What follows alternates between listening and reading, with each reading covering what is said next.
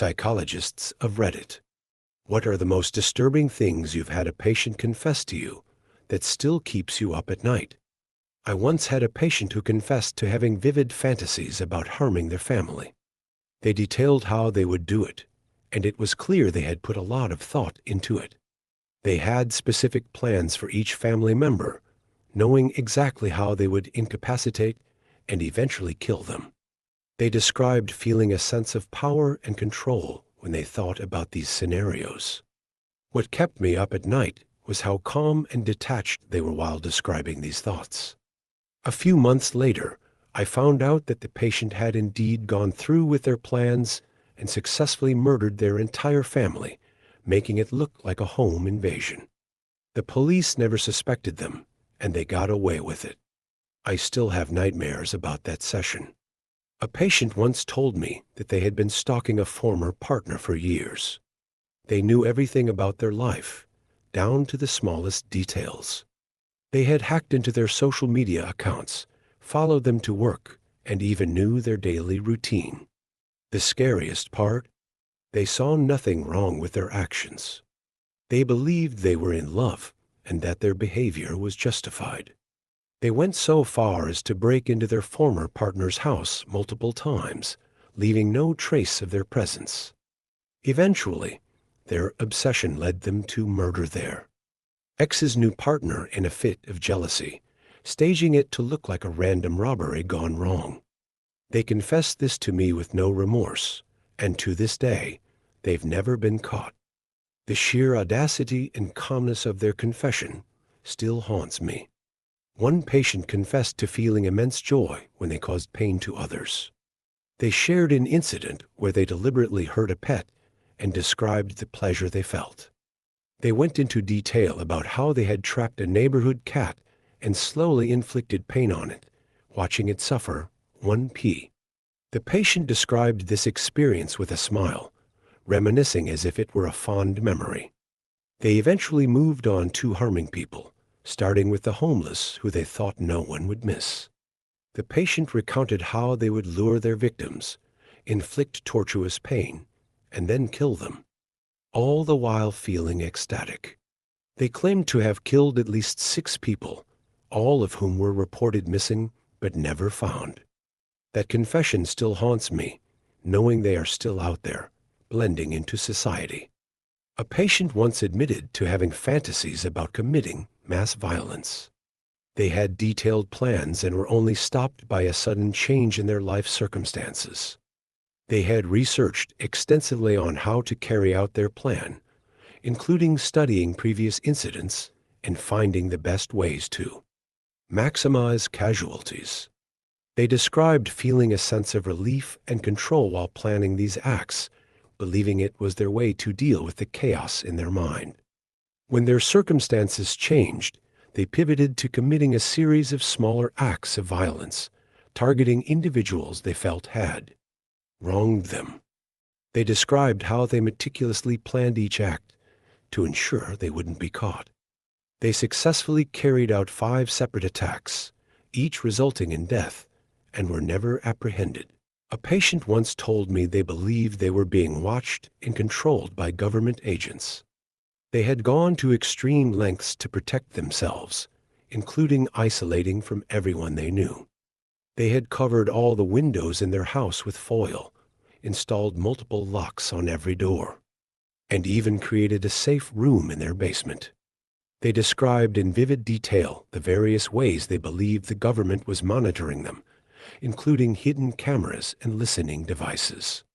To protect themselves, they said they had kidnapped and tortured several people they believed were spies. They went into graphic detail about the methods they used, showing no remorse. The patient revealed they had buried the bodies in remote locations, and to this day, none of the victims have been found. The paranoia was deeply ingrained and truly unsettling. I had a patient who confessed to manipulating people for their own gain. They described it as a game and showed no remorse.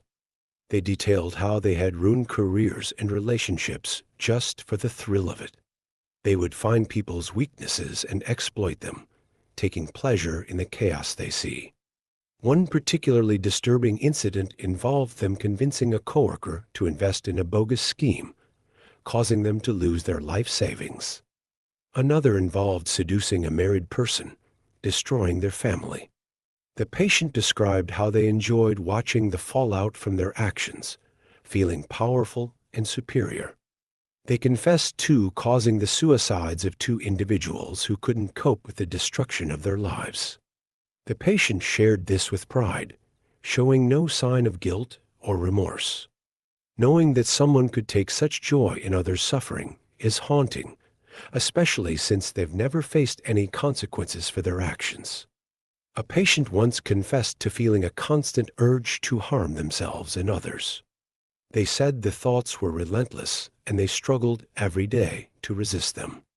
They described the urge as a voice in their head that wouldn't stop until they gave in. The patient shared a particularly harrowing moment where they nearly acted on these urges while driving, contemplating steering the car into oncoming traffic. They eventually succumbed to these urges and started a series of hit-and-run accidents, intentionally targeting pedestrians in isolated areas. They described the thrill and relief they felt each time they committed one of these acts. The patient claimed responsibility for at least 4 deaths, none of which were ever linked to them.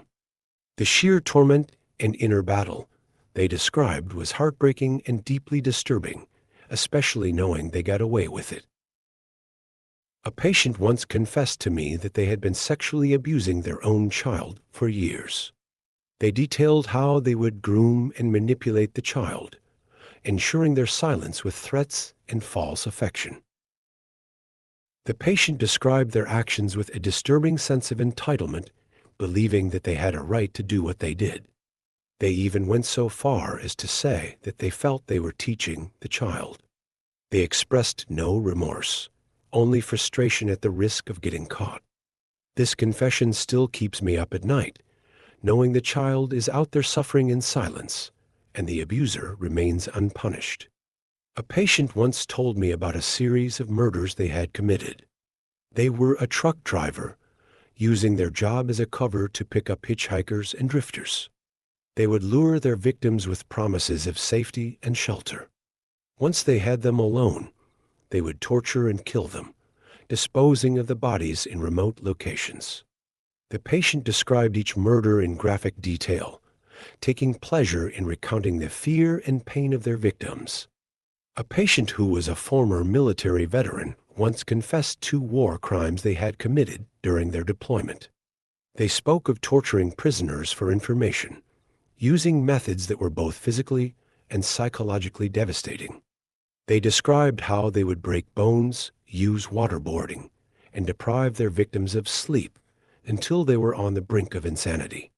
The patient showed no remorse, believing they were justified by the need for information. They also admitted to executing prisoners who were no longer useful, disposing of their bodies in mass graves.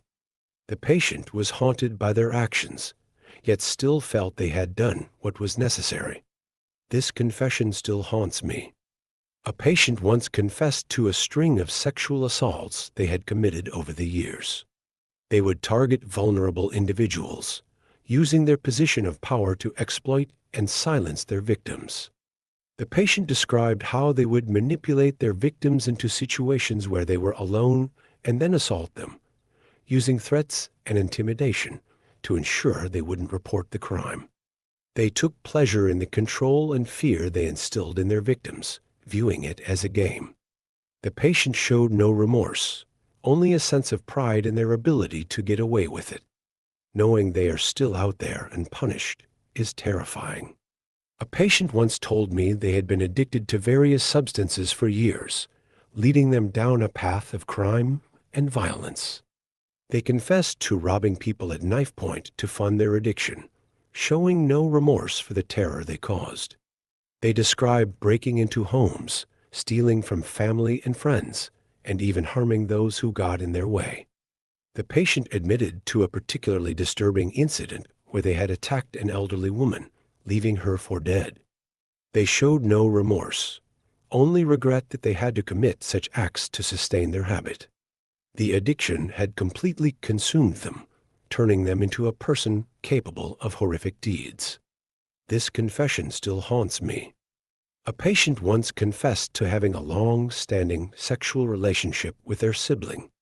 They described how it began in childhood and continued into adulthood, both parties participating willingly.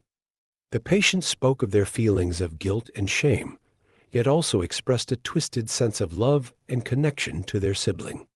They detailed how they had kept their relationship a secret from everyone, living in constant fear of discovery.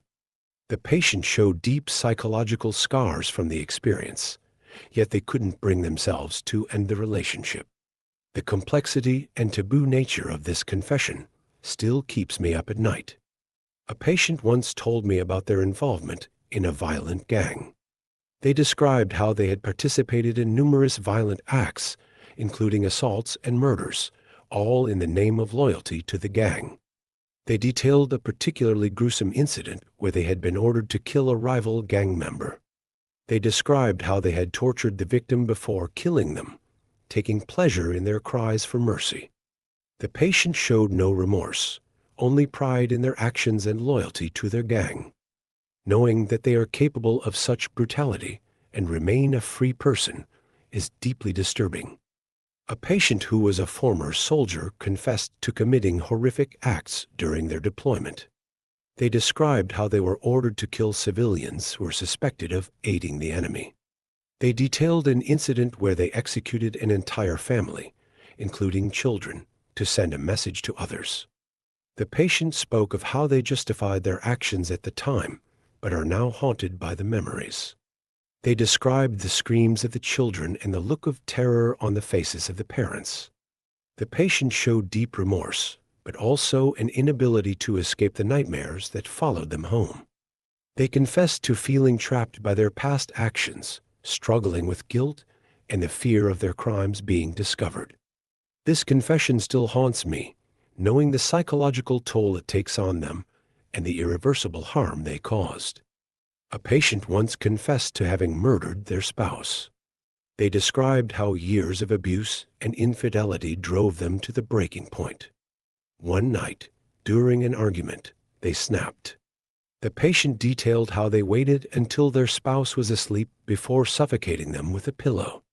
They described the sense of relief they felt as their spouse's struggles ceased. Afterwards, they staged the scene to look like a heart attack, fooling the authorities and even their own children. The patient expressed no remorse, only a sense of liberation from years of torment. A patient once confessed to a spree of arson attacks they had committed over the years. They detailed how they would choose their targets, often selecting buildings with people inside to maximize the impact. The patient described the thrill they felt watching the fires they set, taking pleasure in the chaos and destruction. They would stay nearby to witness the panic and suffering of those trapped inside. They recounted how they managed to avoid suspicion by carefully planning their attacks and creating alibis. The patient expressed no remorse, only a sense of excitement and satisfaction from their actions. The knowledge that someone could derive such pleasure from causing harm and destruction is deeply unsettling. The patient's confession still haunts me, knowing the devastation they have caused and their lack of remorse. A patient once confessed to having killed a homeless person for sport. They described how they and a group of friends would go out at night looking for vulnerable targets, viewing it as a twisted form of entertainment. The patient recounted a particularly brutal incident where they beat a homeless man to death, laughing and cheering each other on. They described the man's pleas for mercy and how they felt no pity, only exhilaration. Afterwards, they would boast about their accomplishments, believing they were untouchable. The patient showed no remorse, only a sense of pride in their actions and the thrill of getting away with it. The callousness and cruelty of their actions, combined with their sense of invincibility, make this confession deeply disturbing. It's a stark reminder of the capacity for senseless violence in some individuals. A patient once confessed to having committed a series of violent assaults while under the influence of drugs. They would go out at night looking for random victims to attack, often leaving them severely injured. The patient described how they would target individuals who were alone, attacking them without warning and using excessive force. They recounted one incident where they left a man with permanent disabilities.